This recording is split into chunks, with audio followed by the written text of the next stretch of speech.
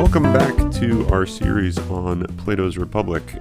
In this episode, I want to discuss what I will be calling Platonic Hylomorphism.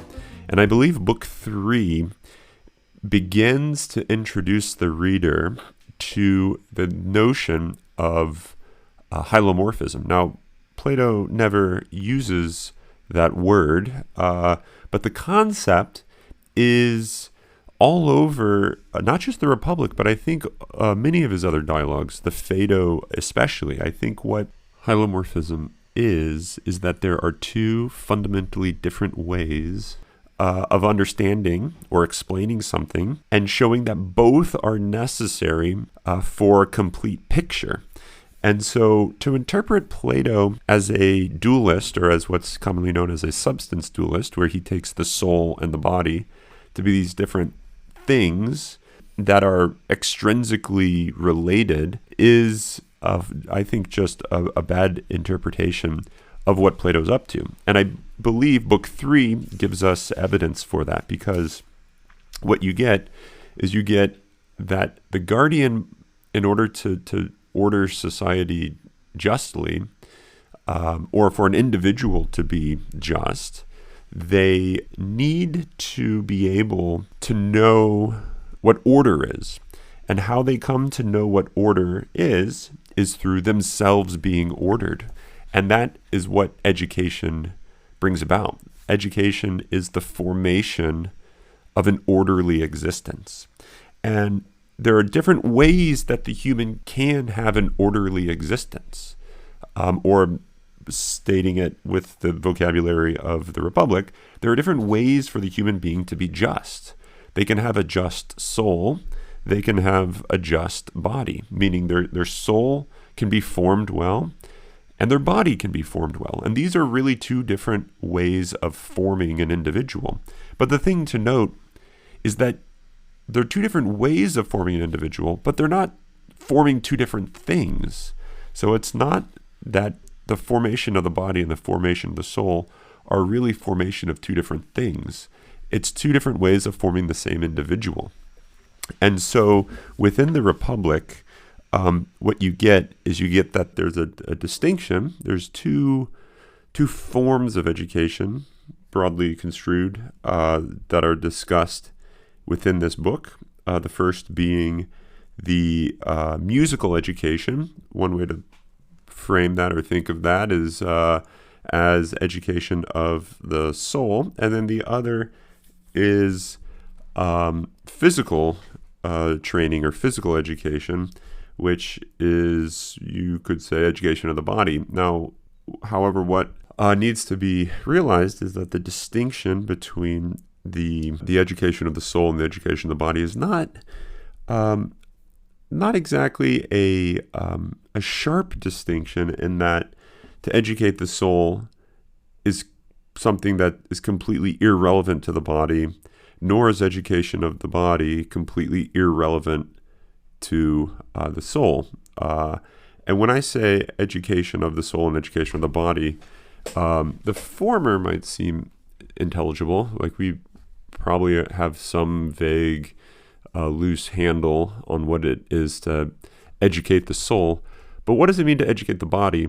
That is probably a strange way of putting things. Rather, you could think of education of the body as more akin to bodily training, bodily formation, forming the body. So if you think of education as a type of formation to properly arrange something or align something, to properly order something, that can happen in the soul. You read books, you study, you think, you ask questions, you take classes, listen to podcasts to try to better align yourself, order yourself, direct yourself to the goal of the soul, which is the truth, knowledge. And you can do the same thing, but in a different way when it comes to the body. So you can arrange the body, you can order the body, you can prepare the body, direct it to its proper goal, which ultimately is something like health.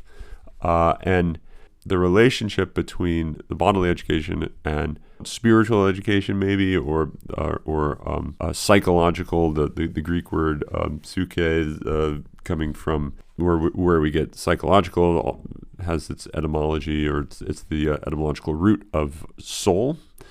So the soul and the body are going to be intermingled in a way. And now might be surprising for those that may have heard various things about Plato and Plato's views about the relationship of soul and body, that they're opposed to each other, or that there's this radical distinction. These are different substances.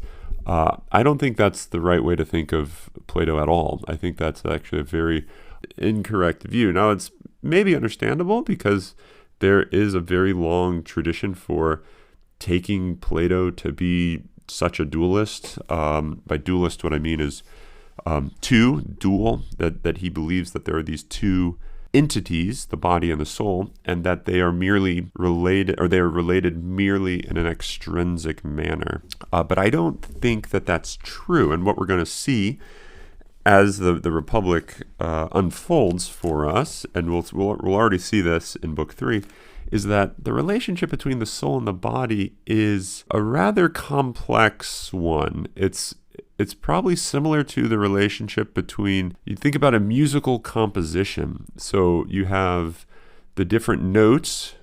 You could think of that as just the brute sounds. But then you have the dynamics of the sounds, the tempo and the volume, how loud they are, how soft they are. Different ways of playing the sounds. You have all these different dynamics that give flavor, so to speak, to the notes, to the brute sound, and we even, I think this is a good analogy, because we even speak about, you have to play music with some soul, meaning you've got to put some life into the sounds. If you play a piece, even if it's a really introductory piece. My children are learning violin, and I can't even tell you the number of times I've listened to Twinkle Twinkle Little Star on the violin. And someone learning the violin can play that song, and they play all the right notes. But someone who has been playing violin for years and years can play that exact same song, the exact same notes, but it just sounds so much better.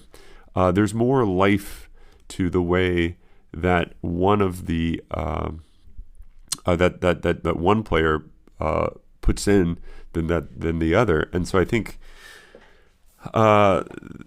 there's a distinction between the notes and the life of the music, or the dynamics of the music. There is a distinction, but it's not one that's as simple as, oh, this is this and that is that.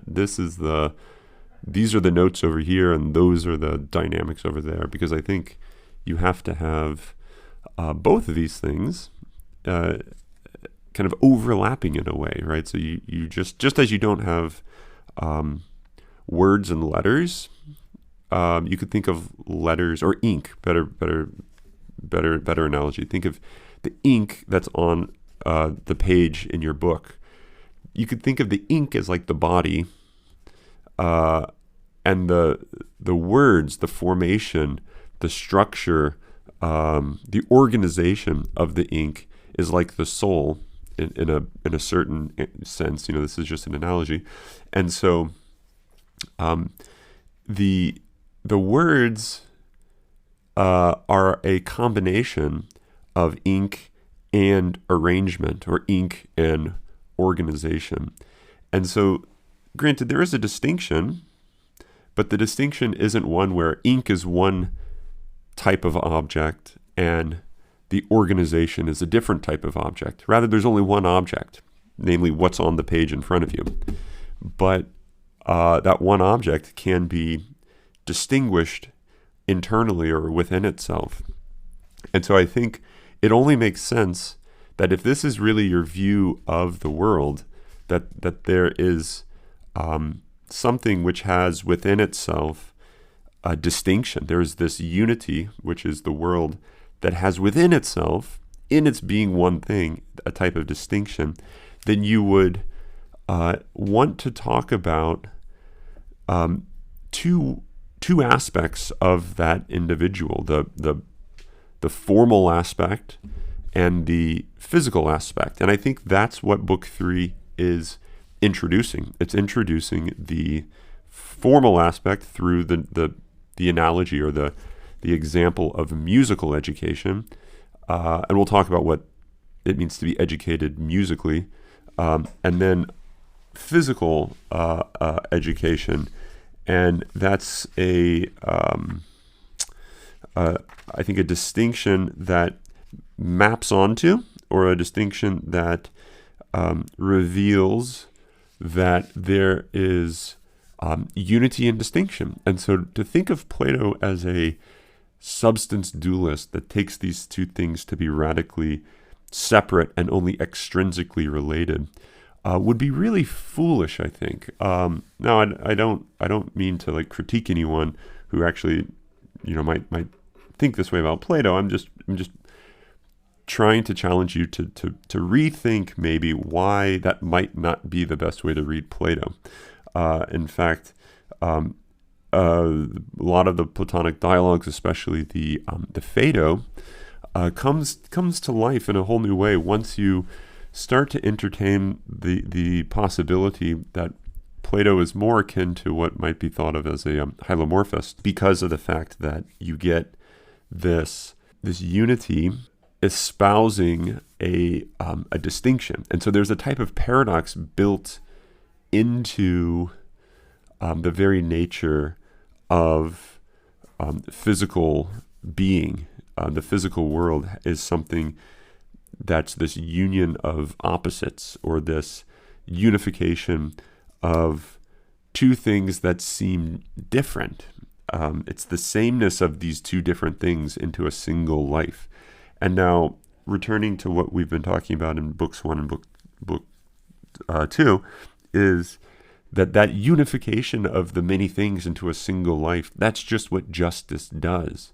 So this is why I think justice for Plato is ultimately rooted in education, because it's this unification of these two different ways of forming, two different ways of organizing. If you think of education as ordering or directing or unifying something, then what justice is going to bring about is it's going to bring about the unity of different things into a single reality.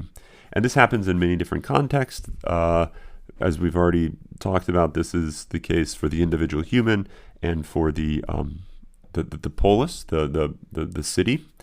So this is at the heart of politics and ethics, education, that is, and it's also, I think, at the heart of the analogies we've already mentioned: biology, music, physical training. There's a type of all these various things that need to be taken into consideration. Different tasks, different muscle groups, different sort of goals and potential risks that all need to kind of be brought together or harmonized, right? It's another way to think of it. You need to make a harmony out of all these different things so that they serve a single purpose.